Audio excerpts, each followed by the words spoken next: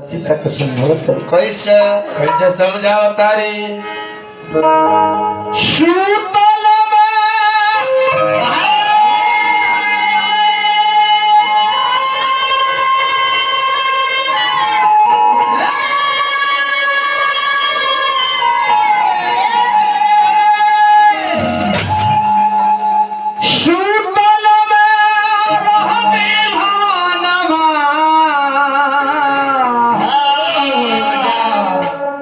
सपन एक दे हिले हुन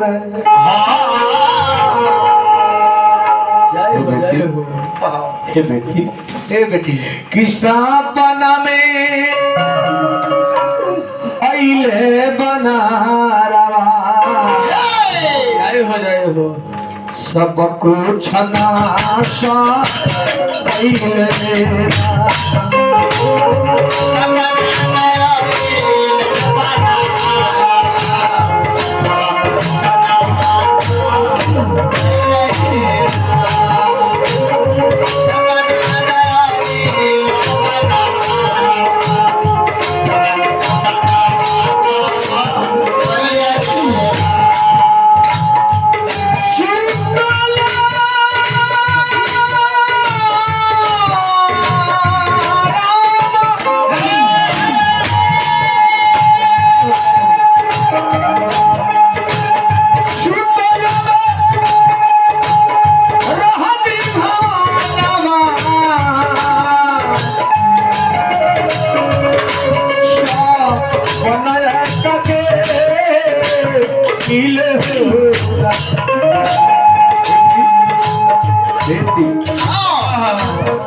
सपना में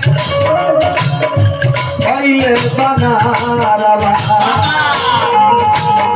सब कुछ नाशा आइले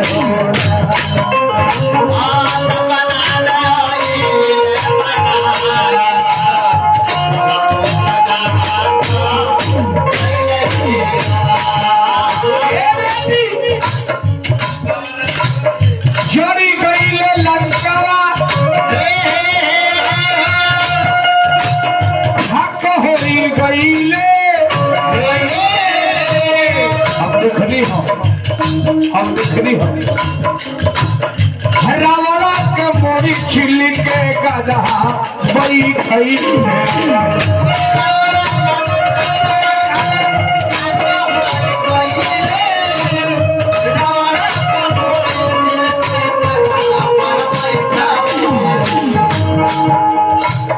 देखनी में देखनी रामा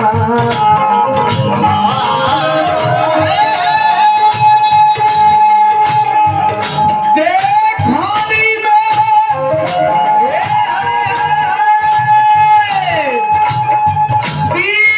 हो बनारवा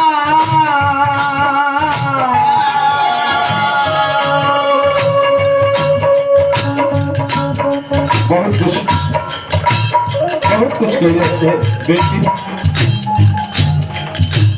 हे बेटी कुमार सब कुछ नाशा कैले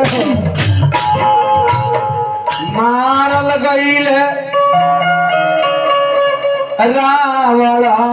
लालानवा विधि के विधान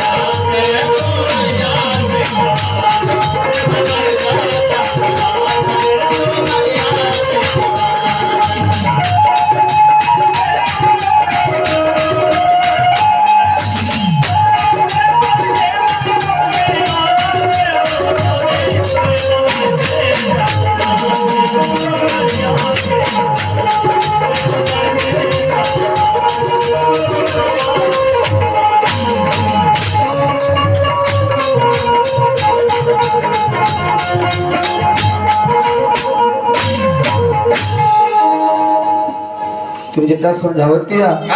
माई सीता का विश्वास नहीं करो माता सीता कहली कि आनु काठ रची चिता बनाई हम माथा नल पुन देहु लगा त्रेता कहते कि ना बेटी ना एक दिन बीती 2 दिन बीती 3 दिन बीती चौथा दिन पूरा हो हनुमान जी परवेश सोचता नहीं कि कोनो चोक विद्या तो नहीं खेजन कि हम जान गए हम माई सीता घरवा कथा मत करवा बिहद कब में घाजी आज कथा मत करवा के बिहार में आज नहीं खेलो अरे मलकाइन कहाँ बने तरी बैठा ही जाओ ठीक है गिर जाता हनुमान जी के सीता जी के लग 5 गो द्वार और मात्र बचल है हवन करा ले ओकर बाद आधा घंटा कह तो सोहर बधाई गावल जाई और आरती हुई खियावत रहे ओकरा बाद